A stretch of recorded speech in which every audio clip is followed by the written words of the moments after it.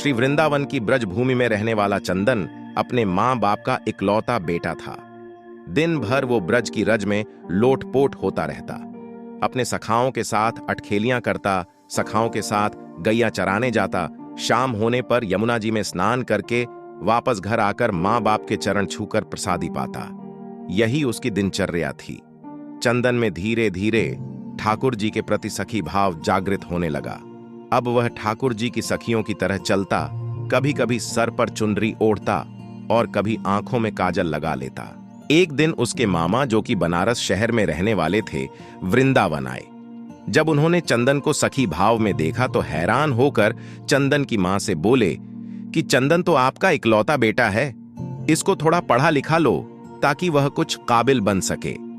चंदन के माता पिता उसके मामा की बात सुनकर सोचने लगे कि हाँ, कह तो यह ठीक ही रहा है, और उन्होंने चंदन को उसके मामा के साथ शहर में पढ़ने के लिए भेज दिया। शहर में पहले तो चंदन का मन नहीं लगा, लेकिन धीरे धीरे उसका मन वहां लग गया और बड़े अच्छे से पढ़ाई करने लगा। चंदन अब बड़ा होने लगा। चंदन चाहे शहर में रहकर वहां रच बस गया था, लेकिन उसके अंदर ब्रजरज का रस कूट कूट कर उसके प्रत्येक रोम रोम में बसा हुआ था, जो कि उसको कभी भी ब्रज से दूरी महसूस नहीं कराता था। इसलिए वह अपने आप को वहां अकेला नहीं समझता था, क्योंकि वह अपने अंदर ही पूरे आनंद में रहता था। चंदन की कक्षा में एक छात्रा उसकी सखा बन गई, जिसका नाम ललिता था। ललिता के माता पिता का बचपन में ही स्वर्गवास हो चुका था। वह अपने नाना नानी के साथ रहती थी। वह बहुत ही सीधी साधी लड़की थी। चंदन और ललिता की खूब बनती थी। स्कूल खत्म होने पर दोनों इकट्ठे ही आगे की पढ़ाई के लिए कॉलेज में प्रवेश हुए। वहां पर इकट्ठे पढ़े। चंदन की पढ़ाई अब खत्म हो चुकी थी।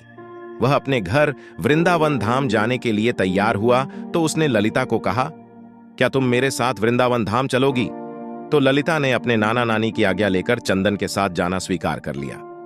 जब चंदन अपने मामा जी से विदा लेकर वृंदावन धाम पहुंचा तो वृंदावन में कदम रखते ही चंदन के हाव भाव बदल से गए। वह तो एकदम से सखी भाव में आ गया। उसकी चाल नर से नारी जैसी हो गई। वह अपनी कमर में हाथ रखकर चलने लगा। अचानक से उसकी चाल में आए परिवर्तन को देखकर ललिता हैरान होकर उसको देखती रही, लेकिन वह बोली कुछ नहीं।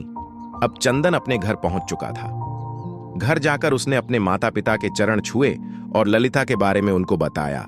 ललिता की सुंदरता और सादगी को देखकर चंदन के माता पिता भी बहुत प्रसन्न हुए। काफी दिन हो चुके थे ललिता को वृंदावन आए हुए, तो जब उसने चंदन से जाने की आज्ञा मांगी तो चंदन ने अचानक से उसको कहा कि क्या तुम मेरी जीवन संगिनी बनोगी? अचानक से यह सुनकर ललिता घबरा और लज्जा सी गई और उसने मुस्कुराकर हां में हामी भर दी। अब उन दोनों की शादी बड़ी धूमधाम से संपन्न हो गई, लेकिन ललिता को कभी कभी चंदन का व्यवहार अजीब सा लगता था। चंदन कभी कभी अपनी आंखों में काजल लगाकर, सर पर चुनरी ओढ़कर, कमर पर हाथ रखकर न जाने कौन सा नृत्य करता रहता और किसको रिझाता रहता। ललिता को यह सब समझ नहीं आता। एक दिन उसने पूछा कि आप कभी कभी ऐसा रूप क्यों धारण कर लेते हो? तो चंदन मुस्कुराकर उसकी तरफ देखने लगा और तभी उसने मन में कुछ निश्चय किया और कहा कि प्रिय, तुम सुबह तैयार हो जाना, मुझे तुम्हें कहीं पर लेकर जाना है। ललिता को कुछ समझ नहीं आया, लेकिन पति की आज्ञा को मानकर वह जल्दी सुबह उठकर तैयार हो गई। चंदन उसको बरसाना धाम ले गया और किशोरी जी के नीज महल में जाकर उसने अपने पांव में घुंघरू बांधकर, आंखों में काजल लगाकर, कमर पर चुनरी बांधकर नृत्य करना शुरू कर दिया। ललिता उसको देखकर हैरान हो रही थी कि अचानक से चंदन को क्या हो गया है। वह तो बस अपनी धुन में किशोरी जू के आगे नृत्य करता जा रहा था। उसका नृत्य इतना मंत्रमुग्ध करने वाला था कि वहां पर आए सभी भक्तजन ठिठक कर उसके नृत्य का आनंद ले रहे थे। बाहर से कभी कभी पवन का एक झोंका आकर चंदन के नृत्य का आनंद ले जाता और कभी कभी सूरज की किरणें अंदर आकर चंदन के पैरों में बजते नूपुर से निकली राधे राधे की ध्वनि को सुनकर आनंदित हो जाती। जब चंदन थोड़ा शांत हुआ तो उसने ललिता को बताया कि यह हमारी लाडली सरकार है, इनको नमन करो। ललिता को तब भी कुछ समझ न आया। वह अभी भी असमंजस में थी। किशोरी जी को प्रणाम करके वह वापस वृंदावन आ गए। दूसरी ओर उसी शाम ठाकुर जी और किशोरी जी यमुना जी में नौका विहार करने के लिए निकले। नौका बहुत ही सुंदर तरीके से सजी हुई थी। नौका में चारों ओर कमल और मोगरे के फूल लगे हुए थे।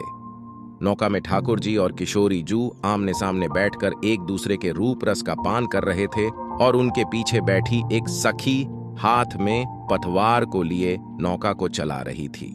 तभी अचानक से सखी के हाथ से पतवार छूटकर यमुना में चली गई और वो घबरा सी गई और घबराहट के कारण वह अपने पैरों के नाखून से नौका की भूमि को कुरेदने लगी। तभी अचानक से ठाकुर जी का ध्यान पीछे बैठी सखी पर पड़ा और बोले, अरे सखी, इतनी घबराई हुई क्यों हो? उसने हाथ जोड़कर बड़ी विनम्रता से कहा, कन्हैया, मेरी पतवार यमुना जी में गिर गई है। तो ठाकुर जी मुस्कुराकर बोले, इसमें घबराने की क्या बात है? और आंखों ही आंखों में उन्होंने किशोरी जी को कुछ इशारा किया। अब एक तरफ से किशोरी जी ने और दूसरी तरफ से ठाकुर जी ने अपने हाथ को यमुना जी में डाल दिया और वह दोनों अपने दोनों हाथों को पतवार की तरह चलाने लगे। झुकने के कारण किशोरी जी के सिर पर ओढ़ी चुनरी यमुना जी में भीग रही थी और उधर दूसरी तरफ ठाकुर जी का गले में पड़ा पीतांबर यमुना जी में भीग रहा था। हाथों पर पीतांबर और चुनरी पर लगा इत्र यमुना जी में घुल मिल गया था। ठाकुर जी और किशोरी जू ने अपने हाथों से उस नाव को किनारे पर लगाया। अगले दिन ललिता की सास और ससुर चंदन के मामा के यहाँ कुछ काम से चले गए। अब घर में ललिता और चंदन अकेले थे। चंदन सुबह सुबह ही अपने काम पर चला गया और ललिता हाथ में मटकी को लेकर यमुना जी से जल भर कर ले आई। आज घर में कोई नहीं था, इसलिए जब ललिता ने मटकी में से जल को थोड़ा सा पिया तो उसमें इतनी सुंदर इत्र की खुशबू को महसूस करके वह बहुत प्रसन्नता से भर गई। धीरे धीरे उसने उस मटकी में से काफी जल पी लिया और जब थोड़ा सा जल शेष बचा तो उसका ध्यान मटकी में पड़ा तो वह क्या देखती है कि नौका में बैठकर विहार करते किशोरी जू और लाल जू नजर आ रहे हैं। ललिता घबराकर दीवार के सहारे टेक लगाकर खड़ी हो गई। उसको कुछ सूझ नहीं रहा था। मटकी से पिया हुआ जल धीरे धीरे अब उसके पूरे शरीर में फैल गया था। उसकी आंखों में न जाने कैसे अश्रुधारा बहने लगी। इतने में चंदन बाहर से आया और अपनी पत्नी की ऐसी दशा देखकर उसने पूछा, प्रिय, क्या हुआ? ललिता के मुख से कुछ भी नहीं निकल रहा था, परंतु उसके होंठ कुछ कहने के लिए फड़फड़ा रहे थे। सांस जोर जोर से चल रही थी, आंखों की पलकें हिल भी नहीं रही थीं। चंदन ने जब उसको झिंझोट देख कर बार बार पूछा तो उसने मटकी की तरफ इशारा किया। चंदन ने जब मटकी की तरफ देखा तो उसको भी मटकी में ठाकुर जी और किशोरी जी की नौका विहार की छवि दिखाई दी और वह झूम झूम कर नाचने लगा और ललिता को पकड़कर उसने खींचकर जोर से अपने अंक में भींच लिया और कहने लगा, अरे प्रिय, आज तुझे ब्रज ने स्वीकार कर लिया है। आज तुझे मेरे श्यामा श्याम जू ने स्वीकार कर लिया है। ललिता कुछ समझ नहीं पा रही थी और चंदन की तरफ देखी जा रही थी। तो चंदन ने उसको समझाते हुए कहा कि तुम्हारे कोई पुण्य कर्म थे जो तुझे ब्रज में कदम रखने का सौभाग्य प्राप्त हुआ, लेकिन ब्रज में कदम रखकर तुम्हें सुख प्राप्त हो रहा था, लेकिन उस सुख को आनंद में बदलने के लिए तुझे किशोरी जी की आज्ञा की प्राप्ति जरूरी थी। इसलिए मैं तुझे बरसाना धाम ले गया था ताकि तुझे भी वहां पर किशोरी जी का आशीर्वाद प्राप्त हो। यह उन्हीं की कृपा प्राप्ति है जो आज तुम्हें ठाकुर जी और किशोरी जी के नौका विहार के दर्शन इस मटकी में प्राप्त हुए हैं, क्योंकि आज तुझे ठाकुर जी और किशोरी जू ने अपना लिया है। जो यमुना जी का जल धीरे धीरे उसके शरीर में प्रवेश हुआ था, वह ठाकुर और किशोरी जी की कृपा की छलनी से उसके पाप नीचे बैठ गए थे और अब उसके पुण्य कर्म ऊपर थे। इसलिए ललिता को इस आनंद की प्राप्ति हो चुकी थी। ब्रज में तो हर कोई आता जाता रहता है और उसको सुख की प्राप्ति होती रहती है, लेकिन जिस पर ठाकुर जी व किशोरी जी की कृपा हो उसको सुख के साथ साथ ठाकुर जी के आनंद की भी प्राप्ति होती है। इसलिए हमें ठाकुर जी के मीठे आनंद को अपने रोम रोम में प्रवेश करा के उस आनंद से प्राप्त प्रेम की मृग तृष्णा को इतना बढ़ाएं कि वह प्रेम आंखों में निकलने वाले नमकीन अश्रुओं के द्वारा बहकर ठाकुर जी और किशोरी जू की मीठी कृपा से सरोबार हो सके। बोलो राधे राधे।